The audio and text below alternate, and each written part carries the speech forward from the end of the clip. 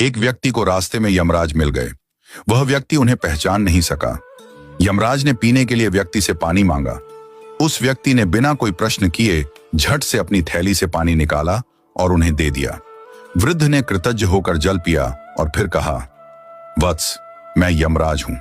आज तुम्हारी आयु पूरी हो चुकी है और मैं तुम्हारे प्राण हरने आया हूं। यह सुनकर व्यक्ति का चेहरा सफेद पड़ गया। हृदय कांप उठा। डर के मारे उसके पांव लड़खड़ा गए।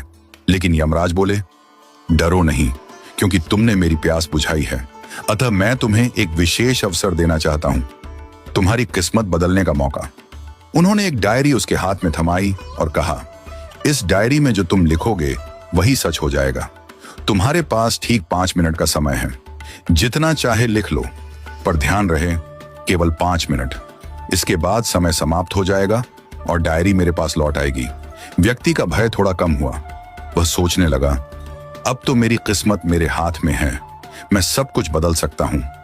उसने जल्दी जल्दी डायरी खोलनी शुरू की। पहला पृष्ठ देखा। वहां लिखा था, तुम्हारा पड़ोसी रामदीन कल लॉटरी जीतकर करोड़पति बनने वाला है। व्यक्ति को ईर्ष्या हुई।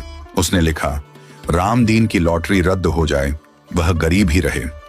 दूसरा पृष्ठ लिखा था, तुम्हारा मित्र रघु चुनाव जीतकर मंत्री बनने वाला है।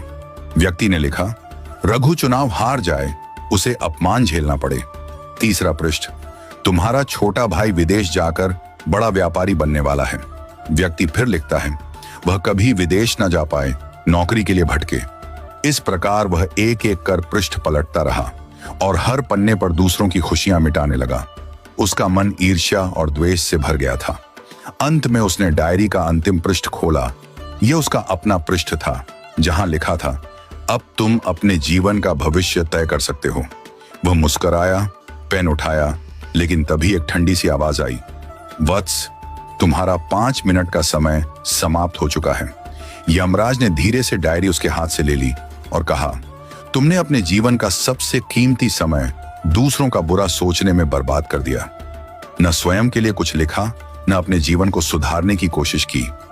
यह अवसर तुम्हें ईश्वर ने दिया था, पर तुमने अपनी दुर्बुद्धि से उसे खो दिया। अब पछताने से कुछ नहीं होगा। व्यक्ति फूट फूट कर रोने लगा। हे यमराज, एक मौका और दीजिए, बस एक बार। यमराज शांत स्वर में बोले, वत्स, समय और अवसर दोनों यदि एक बार निकल जाएं, तो फिर लौट कर नहीं आते। यही सत्य है, यही धर्म है। और फिर यमराज अदृश्य हो गए। समय अनमोल है, इसे सोच समझकर उपयोग करो। ईर्ष्या और द्वेष जीवन को नष्ट कर देते हैं। यदि ईश्वर तुम्हें कोई शक्ति या अवसर देता है, तो उसका उपयोग